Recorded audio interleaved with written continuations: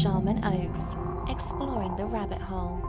Okay. Hello, Jane. How are you? I'm good. How are you? I'm doing pretty well. So thank you for doing this. I really appreciate it. I'm really looking forward to talking to you. Let's just start off by you. So you had an NDE. How was that? What happened? I had an NDE. It was August 22nd, 2008. I had just turned 34. It was right after my birthday. And I was just going along living my life prior to my NDE. I was really healthy. But then I had a kidney stone that got stuck in my ureter. I was having a little bit of pain the night before my NDE. But then, really early, the morning of my NDE, I woke up and I was burning up. I had a fever of 106, and I had this excruciating pain all over my body.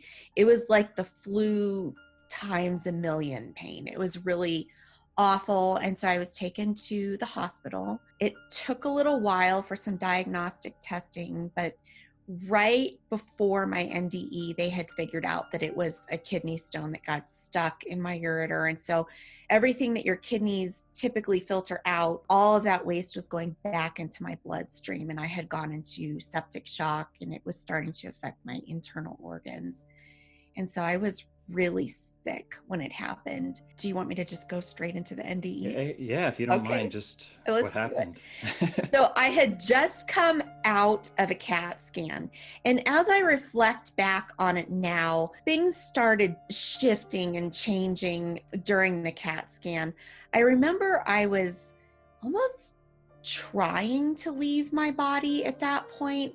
And I remember when they were working on my IV, the nurse who was doing it was trying to get my attention, was talking really loudly to me, and it would pull me back into my body. And I remember being a little frustrated or annoyed by it. I think I was starting to leave at that point. But then things really started happening when I completed the CAT scan and I was taken to an area waiting for the doctor to come in and talk to us. Everything around me started getting really amplified at that point. Sounds became very loud and it felt very intrusive. I remember the ticking of the clock on the wall felt like it was right in my ear, and the lights, which are bright in the hospital anyway, but they really felt amplified. And it felt like it was all just assaulting me in a way. It was very intrusive. And I was in an extreme amount of pain. It was so hot and I was freezing all at the same time. And the nurses were bringing me warm blankets.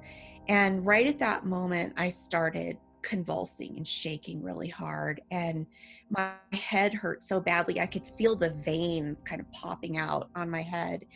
And I closed my eyes. And right when I closed my eyes, I completely detached from the external world. I lost touch with everything that was going on around me. And in some ways, I even lost touch with the pain, but I just went very internal. I went inside of my body, and it almost felt like I was looking around. And the way I think about it now, it's almost like, in science class or health class when we were a lot younger, you'd look at the videos of how the blood looks pumping and the cells. I felt like I was watching a video of the inside of my body. And I remember thinking to myself, or really having a realization of, I'm dying. And it didn't bother me, but it was just very matter of fact of, I'm dying. And then I backed off of that a little bit. And I thought it seemed a little extreme or a little dramatic. But then I went right back in of, I'm dying, that this is what it feels like to die, but very peaceful about it. And then right at that moment, I was out of my body. And all of the pain was gone, and I was up on the ceiling looking down at myself on this hospital gurney. And at first I was extremely disoriented because it didn't make sense to me how I felt myself up here, but I saw my body down there. And I could tell by looking at myself that I was dead. I mean, I could tell that was a shell of me. You think that would scare you, but it didn't. I felt such a peace about it. And I was really at this point just looking at the scene below as an observer. I didn't feel emotionally attached to it. There wasn't really any judgment involved. I was just checking it out, like I was watching a scene in a really interesting movie. And everybody was scurrying around, and I remember feeling like everybody was so fast, and I felt very calm. And so I felt that dissonance between the two energies. And then at that moment, I started floating up. I was still looking down, so I was floating up backwards.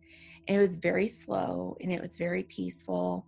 And I started to see the entire hospital below me. But when I saw it, I didn't see a roof or I didn't see walls, but somehow I knew it was just the hospital I was looking at. And I saw all of these buzzing, kind of like orbs of light just bouncing all around. And they looked chaotic and busy to me. And I could see that they were all connected by a really thin, iridescent line, almost like a spider web type of line. And I didn't put it together at the time, but I feel like I was looking at souls of everybody that was in the hospital and working in the hospital. And I remember thinking that they were all just running around and so crazy. I remember thinking they were like chickens with their heads cut off. It looked, from my perspective, really chaotic. And I kept floating backwards, and it was going faster at this point. And then the next thing I remember was almost a feeling of being in outer space, I guess. And I did have a moment of discomfort. It almost felt like I was floating around aimlessly, and it didn't feel right to me. But that only lasted for maybe a split second. It wasn't long enough for me to really absorb that uncomfortable feeling. And then the next thing I know, I was in the tunnel, and it was a narrow, black, dark tunnel. But it sounds scary, but it was not scary. And I remember going fast through this tunnel. It was almost like a roller coaster ride. And at first, I was trying to make sense of it. And then I decided I'm just going to have fun on this ride, almost where you'd want to put your hands up in the air and just enjoy it. It was fast. It felt good. It was exciting. And then I felt like I kind of got dumped out of the tunnel, and then I was in the light. And to go from that black tunnel into that bright white light took me another second to orient. And I realized that I really had died, and because I had heard stories of this happening to people, and I felt so good. That white light, there are no words to describe that feeling. It's that unconditional love, and it felt like it didn't matter what I had done in my life, good or bad, that I was just loved for who I was. It was very peaceful. And I remember feeling like it was the perfect temperature, even though I don't think there is a temperature in the light. I remember just feeling very warm and comfortably warm. And I was just soaking it in. And I felt like holes were being filled in, wounds that I'd been carrying around were being healed, and it felt good. It felt like I was being made whole again. So I was just soaking it up. I really feel like I was just bathing in it. Right at that moment, I heard this inaudible voice tell me, "You have to go back." And it was like a blast. That is the last thing I wanted to hear. I protested, and I don't think I had a body, but I felt like I was shaking my head no and resisting. I protested. I said, "No, I don't want to go back. Please don't send me back." And then again, the voice, "You need to go back." And I protested again. And right at that moment, I felt like almost like a crowd was gathering around me, but I didn't have enough time to figure out what that was, because then I was immediately back in the tunnel. And it felt like a little bit of a nudge back into the tunnel, and I went backwards, and then just like that, I was back in my body. The pain returned, and then I blacked out until much later that night when I was in pre-op is the next time I really remember anything happening. Wow. That's incredible. So I'm just gonna ask a few I guess questions about like specifics, just because I'm curious. When you came out of your body, do you remember a sound by any chance? Like, was there a sensation or a sound, or was it just like all of a sudden you were here and then you were there? No sound, no sensation. It was just here and then there. It was so quick. It felt like it was without warning. Okay. And then when you were up above your body and you said you felt like you had a body, like did you feel like a form, or did you just feel like? I felt the way I feel right now. Even though I saw my body and I saw that my body wasn't working anymore, I still felt like I had this container with me. You said someone was telling you had to go back. Do you have you put that, do you think that's a God, Jesus? What do you think that is?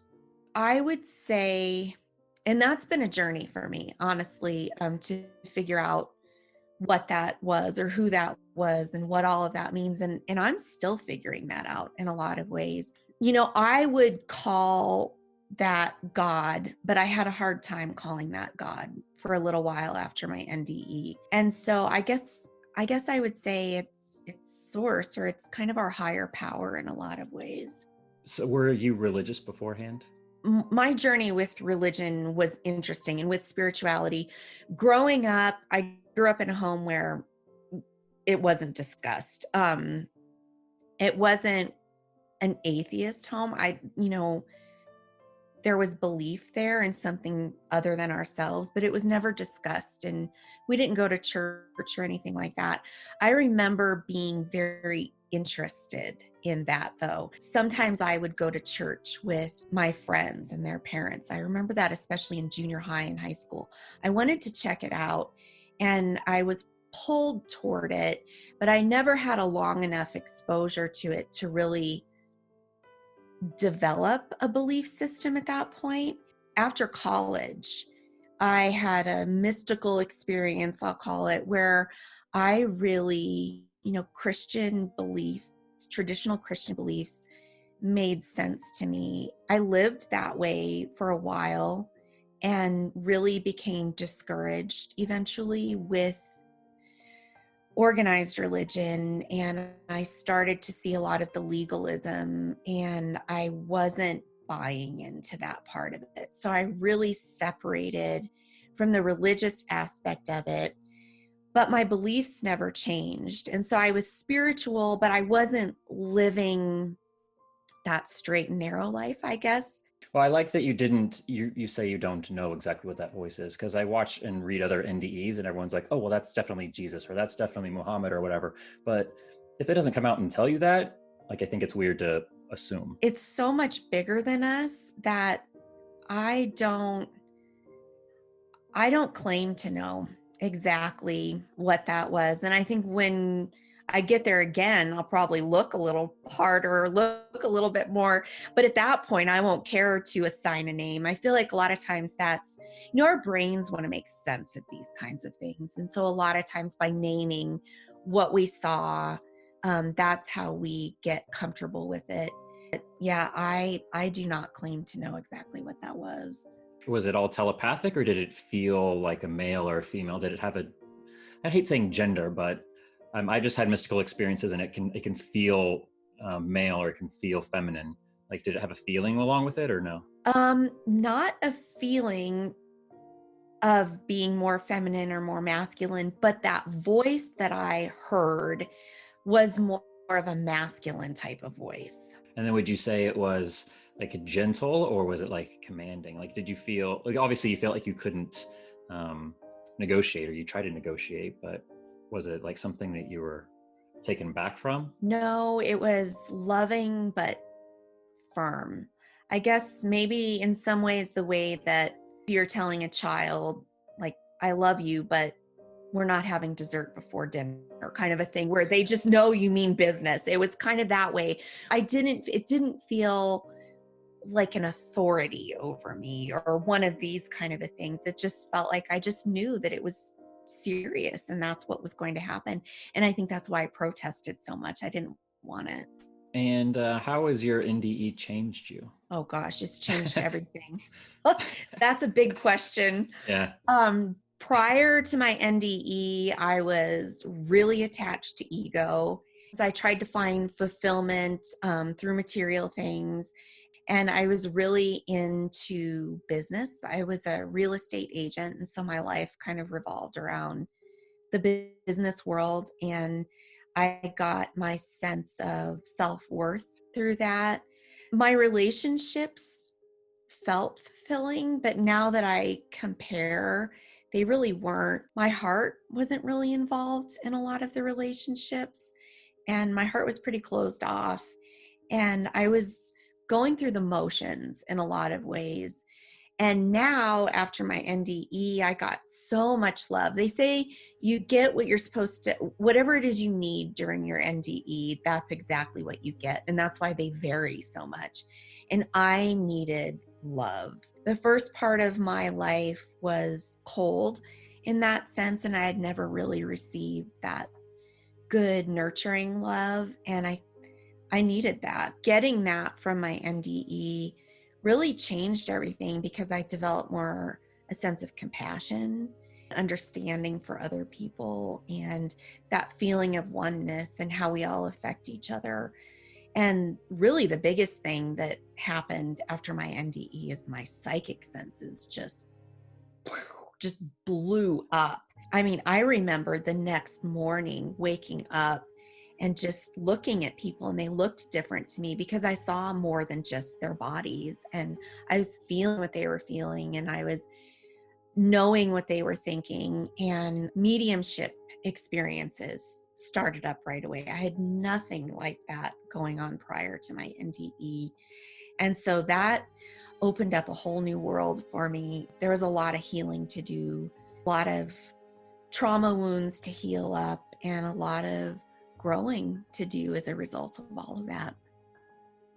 After I interviewed Peter, I think he was given Peter Panagore, who you know, he was given a choice to come back, and some people are given a choice, and some people in the comments were kind of offended because if they had someone in their life that had passed and they didn't come back, they were like, well, did they have a choice, you know, not to come back, and they chose not to come back? Not everyone is given a choice, from what I've heard. Obviously, you weren't either. Do you have any thoughts on why you weren't given a choice and why some people are? Well, I think that's a great question. And I think probably it has a lot to do with you get what you needed from your NDE. And I know that Peter talks a lot about how he may have said something differently if he could do it all over again. And so,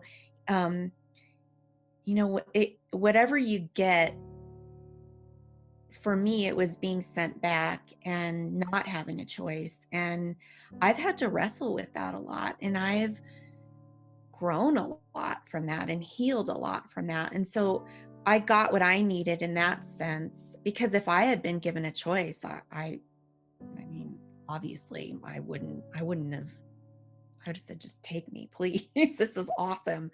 So I think it all goes back to you get exactly what you need, and there's learning in it for everyone.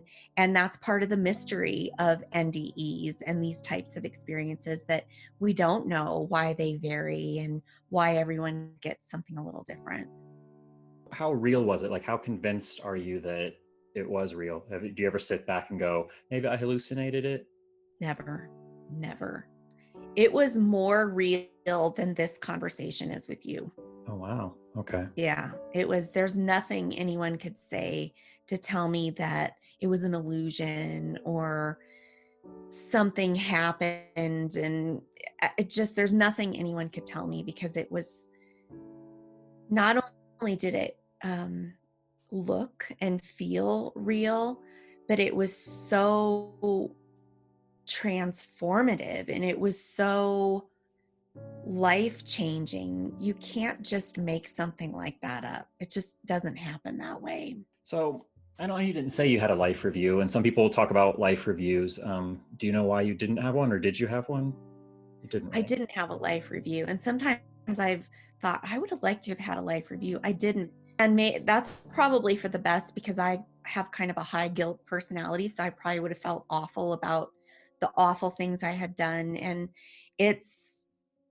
I needed love. I didn't need more doses of guilt, feeling like I had to pay for something. I needed love. And that's exactly what I got. Did you have depression? I know a lot of people come back and they're like depressed. Were you depressed?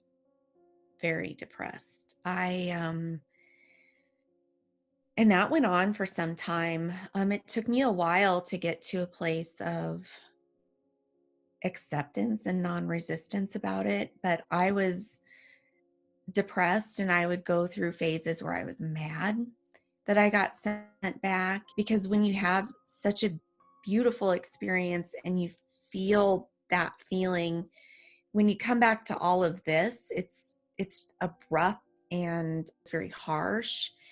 And so I did experience depression. Yes. And you talked about mediumship has like changed for you, or you had spontaneous mediumship. Can you like get into that a little bit more? What happened? What was happening? Yeah, I had always, even prior to my NDE, I had always thought maybe there was something to mediumship, or I thought it was possible, but I had never gone to see a medium. First true mediumship experience that I had after my NDE, I was already back home from the hospital, and I was in bed. Family members were helping me because I was still really sick when I got home. And there was kind of like a changing of the guards. One was leaving and then another was supposed to show up a few minutes later. So the house was dark except the bathroom light was on. And so I was lying in bed, my eyes closed. I was about to fall asleep, but then something woke me up, and it felt like a woman walking through my bedroom. And I remember thinking, because the person who'd been taking care of me before is a female. And I remember thinking, oh, she hasn't left yet. So I was going to say hi. And I opened my eyes and no one was there. And that was the first time where I had what felt like energy moving through my room of someone that was not physically there. But I was on a lot of pain medication, so I just blamed it on that at the time. But then it kept happening, and it kept happening more and more. It took me a while to accept that and to explore that. Sometimes the mediumship was a little bit confusing with the traits of being an empath, where you feel everything around you. And it was hard to know what belonged to who. And I was sorting through a lot of that.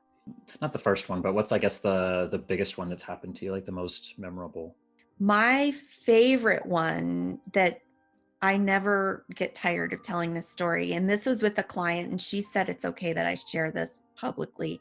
She was in her third trimester of pregnancy, and this is when I was still shying away from the mediumship. I was really reluctant about it, but I was doing energy work, and I was doing basically Reiki for her to relieve some of the physical symptoms from pregnancy and some of the emotional things that come up.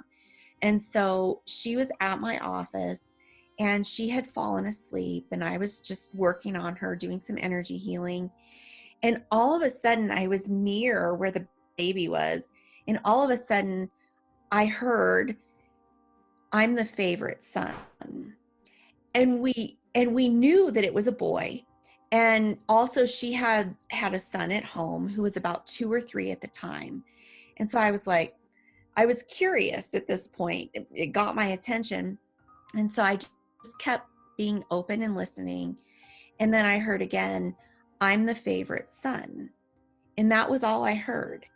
And so when the session was complete and when she woke up, I was telling her everything that happened. And then I told her that, and she went straight into mom guilt. And she went, "Oh no, am I showing favoritism between my boys?" And we both kind of laughed it off. And I said, "I don't know what it means, but just so you know, that's what came up." Well, later that night, she called me and she said, "You're never going to believe this." She said when her husband got home from work, she told him what had happened. And he reminded her of the 2 names that they were trying to choose between, Benjamin and Noah. Benjamin means the favorite son. Oh, wow. And so Ben chose his name that day. And Wow. it was a great way for his family to know that he was around for those conversations, and he picked his name. And he's older now. I think he's in elementary school by now, but Ben chose his name that day. And that's not a traditional mediumship session where someone would come in and sit with you, but it was definitely exciting, and it made his mom feel so good. And a lot of, I think we were talking about this beforehand, but a lot of NDEs, they feel that, um, their sensitivity to electricity or, electronics changes. Did that happen with you? And then what happened? It happened a lot, but it took me a couple of years to figure out what was going on. It was after I finally connected with ions because of this issue that I was having, is when I started to put the pieces of the puzzle together. I remember after my NDE, I would just break office equipment. Like I would use the copy machine at the office, and it would just stop working. And someone would come in and try to fix it, and maybe they could, or a lot of times they didn't know what happened. And I was having a lot of trouble with my laptop. I was having a lot of trouble with my cell phone. I didn't realize it was because of me. I just thought maybe it was the equipment I was working on. But what really stood out and what got me asking questions is, when you go those automatic doors, like at Best Buy or Target, they weren't sensing me. I couldn't get the doors to open for me. And I would, do one of these things where I'd try to get it to notice me. And I eventually would just give up and go through a different door. So that was kind of I was raising my eyebrow over that for sure. But I loved watches prior to my NDE. And I had a pretty cool watch collection going. If I would see one that I liked, I'd just kind of add it. And so I loved wearing watches. But right after my NDE, I could not wear watches. They were breaking. And then I'd figure it needed a new battery or something. And so then I'd put another one on. And within a few days, that was broken too. I remember there was a jeweler that was within walking distance of where I lived. And I remember I'd take the watches to him. And after a while, he must have thought I was, I don't know, playing a practical joke on him or something, because I was taking all these different watches in, and he'd fix it, and then I'd be back a couple of weeks later and with different watches every time. And he just finally, I think he'd had enough of me at that point, and I felt crazy. And so I stopped wearing watches, but that always puzzled me. And I remember doing a Google search of something along the lines of watches breaking after you die or something like that. And that's when I found the IONS website, because they referenced something specific in there about that. And that's when I found IONS and I found that website, everything started falling into place. And I like to understand things. And so I was really doing a lot more research about why doors didn't recognize me and why watches were breaking.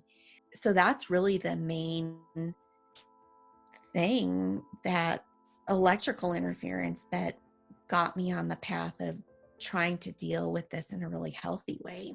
Wow. Okay. And then did that die away over time, or is that still kind of an issue in your life? It's changing. For the most part, I can open doors now. They see me. Watches, I honestly haven't tried in a couple years, so it could have changed, but I completely gave up on watches. I do have strange occurrences, like with my microphone a lot, and Wi-Fi. But again, sometimes I don't know if it's just me or if it's because Wi-Fi is down. I will say I have more problems than the average person.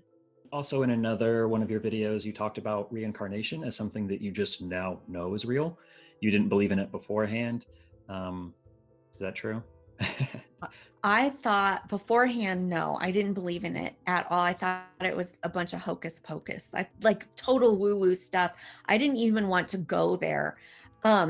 I don't know if that was because I thought it was completely out there, or if it was because I didn't want to believe in it, because maybe that meant I had to keep coming back to this world.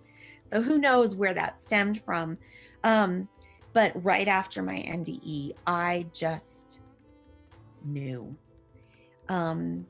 It's the same way I know you're wearing a plaid shirt. And even if we didn't have a discussion about it, I would walk away from this just knowing you had a plaid shirt on. And so it wasn't like I saw it or got a message. I just knew.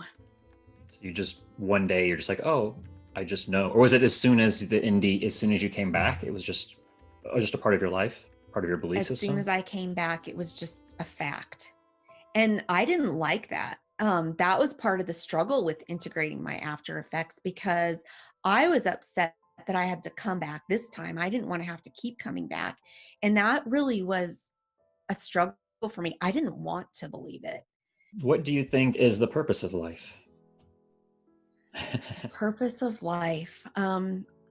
I think that we are here to love and we are here to learn. A lot of people ask this question, so I'm sure you've heard it a lot, but like, why is life so hard? Like, why does it, sometimes it feels like if there's a God and he's letting us suffer, or, whatever it is, like it's almost masochistic in the way they describe it. And I bounce back and forth between all of that. Like sometimes I'm like, well, if you watch any good movie, there's going to have to be, something bad that happens to the main character. That's how they grow. But then other times you just see all the suffering and you're like, is this really necessary? Yeah, I ask myself the same question too. Okay. I don't know. And, I especially have questions that come up around children. Why do things happen to children? They're these innocent little souls and animals. I mean, you can't explain it. And I think there's a bigger picture that we don't have access to. And I don't know what the answer is to that question, but it bothers me too. Wow. So why do you think you were so ready to like leave your body? I was in a tremendous amount of pain, and I've read this somewhere, and it makes sense to me that I think oftentimes when you are in a ton of pain physically, your soul will take off. Yeah. And I think that was a big part of what was going on with me, and my body was not a comfortable place to be. And also I think even though I was only 34, I was kind of sick of life in a sense. It felt deep down, it felt empty to me. And I think I was fed up with that. And I think I was looking or hoping to have an experience that would show me something otherwise. So I think I was very open to it. And the pain, I'm sure, had a lot to do with it. How would people get in contact with you if they want to find you? My website is safehandshealing.com. A lot of questions can get answered there. And I've done a lot of speeches through INs to help near-death experiencers. And my focus is really on people who have had NDEs or are going through some type of spiritual transformation, and they're trying to make sense of it, and they're trying to heal through it. Because I had so much difficulty, and we didn't even really get into that too much, but the first couple of years following my NDE, I was scared and I isolated myself, and it took me a while to get comfortable with all of this. And so it's really a big part of what I do to help people who are in that space, to try to provide them with some ease to the process, because I wouldn't want what I experienced after my NDE to happen to anyone else if there was a way for them to not have to go through that. How long was that process for you? The worst part was about the first 2 years, because I hadn't started integrating my after effects. I didn't understand them. I didn't want to go out into public because I was so sensitive to everything. And so I really stayed home for a couple of years. And then the watch incident, that was what got me coming out of it. And I think that process is still happening. I think I'm still integrating a lot of the after effects. I don't think it ever stops because I think there are a lot of layers to it. But I feel comfortable now with everything that's going on as a result of the NDE. And I feel like I'm finally in that joyful space about it where I just kind of own it in a sense of like, yeah, this is my life. It's different, isn't it? That's a good space for me to be in. But it did Okay. take me a while to get here. And then do you mostly work with people that have had NDEs, or is it any type of person? Anybody, really anybody. I would say the majority of people that I talk to have had some type of transformation and they're feeling it in their energy. And they may not be able to put their finger on exactly what that means. It's almost like I'll hear a lot of people say to me, I feel like this is the missing piece.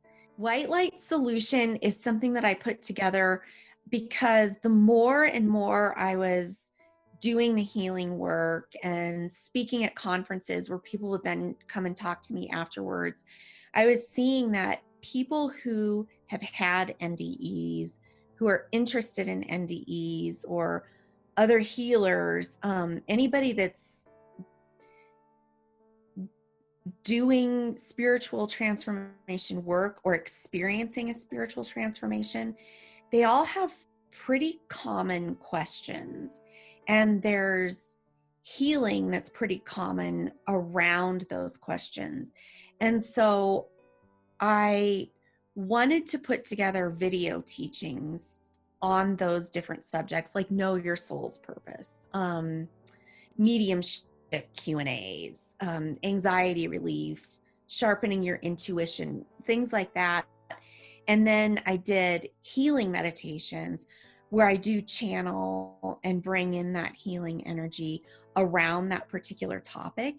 And I wanted to put it all together because I had always wanted to do it, but it mainly started because I would get emails from people saying, I want to book with you, but I can't get in. You're booked out a little far. I need to get in right away. I'm in crisis. And I was having a hard time fitting people in. And so that was the catalyst for me to actually do more than just think about it and actually start doing it. So it's kind of on demand healing and answers to questions. And so it's a monthly program where I do something new every month. A lot of people think when they have, oh, I'm spiritual, I have the spiritual experience, and now everything is like lollipops and popsicles, but it's actually a long, drawn out process, and you're gonna feel like you went crazy, and you're gonna go through a lot of changes, and it's usually not, it's not always pleasant. It's not always pleasant and it's not always pretty. And we are all human. You know, we have our humanness that gets involved in it, and it's a process, but it gets better. It does get better. Just own who you are. You know, whatever kind of quirkiness or whatever quirkiness is, just be you and just own it and have fun with it, because life isn't, one of the biggest things I learned in my NDE is life isn't quite as serious as we think it is. And so it's okay to have some fun with it and to find the humor in it too. Thank you so much. That was lovely talking with you. Thanks for taking the time. Thank you. Yeah. And again, just say, I guess, your website one more time. It's safehandshealing.com. And I'm also on Instagram, Jane's Safe Hands Healing.